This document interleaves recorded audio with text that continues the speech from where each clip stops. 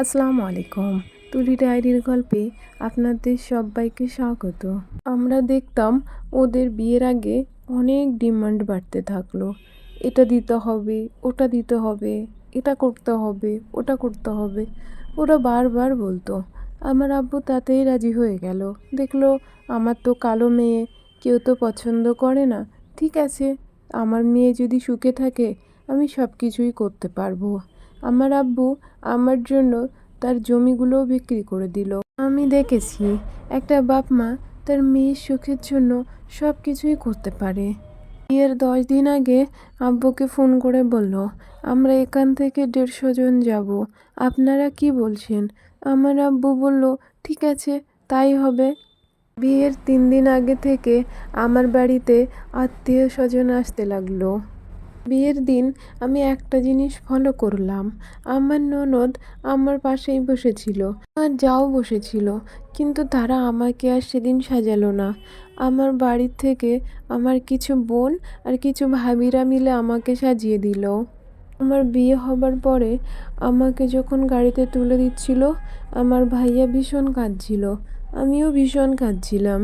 কিছু দূর যাবার পরে দেখলাম আমার বর ড্রাইভারকে বলল, গাড়িটা থামাও, আমি গাড়ি চালাবো, তুমি গাড়ি থেকে পিছনে এসে বসো। আমি এটা দেখে অবাক হয়ে গেলাম। এ আবার কেমন কথা? অন্য একটা মানুষকে আমার পাশে বসাবে? আমি বললাম, না, আমি বসবো না। তখন আমার ননদ বলল, ঠিক আছে ভাবি, আমিই তোমার পাশে বসি, আমার জায়গাতে ড্রাইভার বসুক। আমি রাজি হয়ে গেলাম। আমি কিছুটা অবাকও হয়ে গেছিলাম। আগে সেদিন আমার শ্বশুরবাড়ির লোকজন কেমন যেন অবাক করে দিচ্ছিল। তারপর কিছু দূর গাড়িটা চালালো, চালিয়ে থামিয়ে দিল। তারপরে বলল, আমি এ গাড়িটা আর চালাবো না, আমি সামনের গাড়িটা চালাবো। আমার ননদ আমার বরকে বলল, ভাই তুই এ গাড়িটা চালা, ও গাড়িতে ও বসে আছে। আমার বর আমার ননদের দিকে রাগান্বিত হয়ে বলল, না, আমি ওই গাড়িটাই চালাবো। আমার ননদ বুঝতে পারছে ভাই রেগে গেছে, তাই বলল, ঠিক আছে, তুই গাড়িটাই চালা, যা এখান থেকে। আমি কিছু বলার আগেই আমার ননদ আমাকে বলল, ভাবি ওই গাড়িতে আব্বু আম্মু আছে না, ওই জন্য ভাইয়া ওই গাড়িটা চালাতে গিয়েছে। আমি গ্রামের মেয়ে হলেও ও শব্দটার ভাষা বুঝি, যে ও শব্দটা কি হয়। তবু আমি কিছু বলিনি।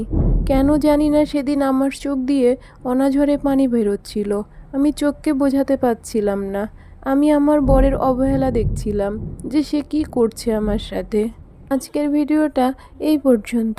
দেখা হবে নেক্সট ভিডিওতে। আল্লাহ হাফেজ।